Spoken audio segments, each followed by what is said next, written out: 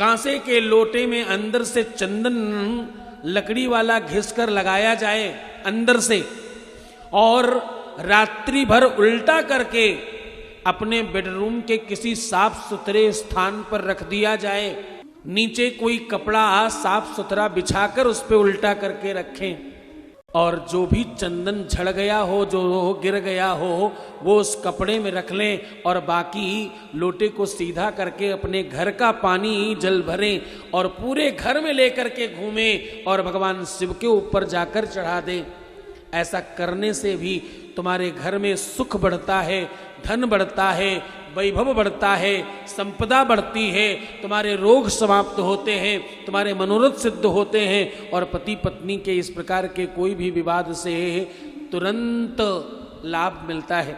और वो बचा हुआ चंदन बीच बीच में कभी कभी सायंकालीन सूर्यास्त के बाद अपने मस्तक पर लगाया करें प्रसाद समझकर। ऐसा करने से आपका जीवन साथी आपकी तरफ आकर्षित होगा और उसका मोह आपकी तरफ ज्यादा बढ़ने लगेगा।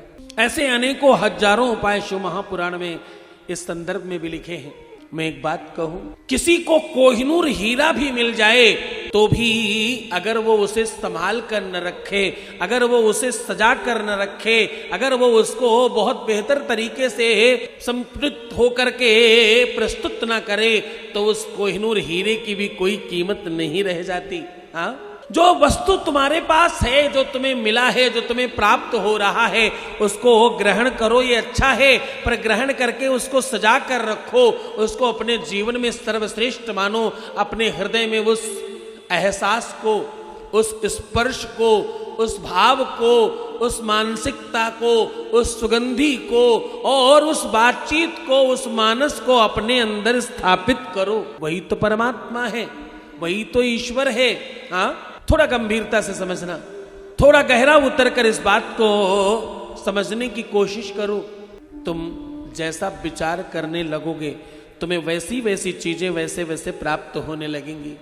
ये है तो बड़ा अनुपम अमृत, इसमें कदाचित संदेह नहीं। तुम यहां आए परमात्मा की कृपा, तुम्हें ये कथा मिली परमात्मा की कृपा, तुम्हें ये अवसर मिला परमात्मा की कृपा, तुम्हें ये सब चीजें सुनने को मिल रही हैं, महादेव की बड़ी अनुपम कृपा। अब जितनी भी देर तुम शिव महापुराण में होते हो, मैंने बहुत बार कहा, आज फिर कह रहा हूं, जितनी देर तुम शिव महापुराण में होते हो उतनी देर ये मत समझना तुम कोई कथा कहानी केवल सुन रहे हो। जितनी भी देर तुम शिव महापुराण सुन रहे होते हो उतनी देर स्वयं महादेव अपने पार्षदों के साथ तुम सबका निरीक्षण कर रहे होते हैं और तुम्हारे सबके मानस को पवित्र करके तुम्हारे जीवन को विशुद्ध कर रहे होते हैं। और ये अनुभव मेरी हर कथा में आप सबको होता है, हर कथा में इस बात का अनुभव हर बार मिलता है। जब भी दरबार लगता, हर बार हर किसी को 100 में 100 लोगों को महादेव का एहसास होता और परमात्मा के होने की, उनकी उपस्थिति की, वो दर्शन की व्यवस्था सबके मन अंतःकरण में होती। छोटे छोटे बच्चे उठकर चीख कर कह पड़ते, सच्ची मुच्ची के शंकर जी देखे हैं। हाँ, तो ये शिव महापुराण की कृपा है।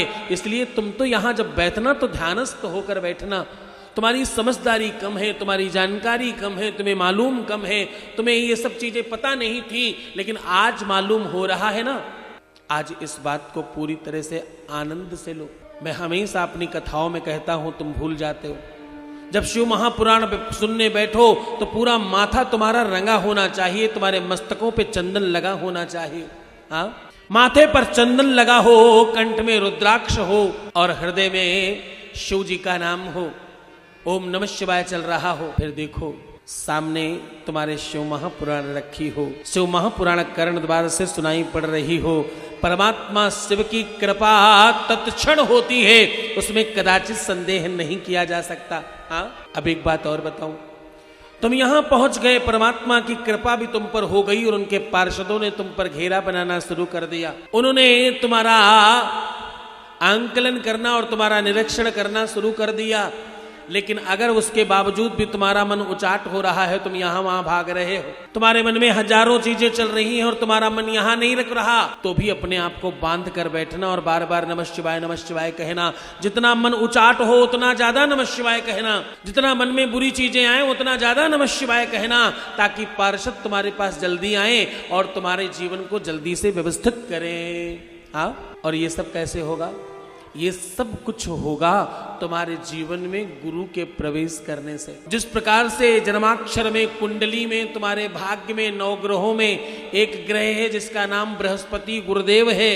हाँ, 9 ग्रहों में एक ग्रह है जिसका नाम गुरु है, उसका नाम बृहस्पति है, अंग्रेजी में उसे जुपिटर कहते हैं।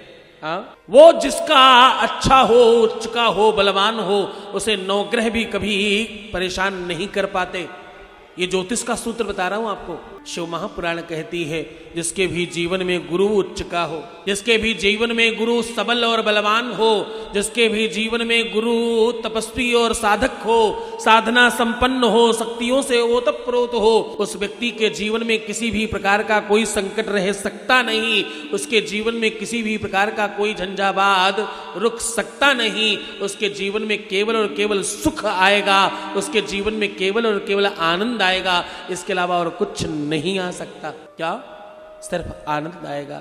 आनंद स्वयं परमात्मा है। दुनियादारी में कभी भी तुम उठाकर देखो, कोई अमीर आदमी से पूछो तुम कितने सुखी हो, वो कहेगा नहीं, मुझे तो होली दीपावली में भी फुर्सत नहीं है। कोई बड़े कुटुंबियों से पूछो जिनके बड़े बड़े परिवार हैं, वो कहेंगे नहीं नहीं, आपस में बड़ा गड़बड़ चल रहा है और अभी तो आपस में केस कोर्ट कचहरी चल रहा है, फलानी वाली जमीन पर आपस में ही द्वंद है, इसलिए बिक नहीं रही। हर शहर में 2, 4, 10 बड़ी और अच्छी जमीनें पड़ी हैं, बिक नहीं रही। क्यों? आपस में भाई भाई में द्वंद चल रहा है। हाँ, आपस में भाई भाई कोर्ट कचहरी कर रहे हैं और जमीन बिक नहीं रही। आनंद तो संतों के दरबार में है, आनंद तो सिर्फ और सिर्फ गुरु के दरबार में है। यहाँ वो सब मिलता है जो दुनिया में कहीं नहीं मिलता। इसलिए शिव महापुराण आनंद से सुनो और गुरु चरणों में ध्यान लगाओ, ताकि तुम्हारा जीवन विशुद्ध, शुद्ध और आत्मीयता से आगे बढ़े और तुम्हारे हर मनोरथ सिद्ध हो जाए।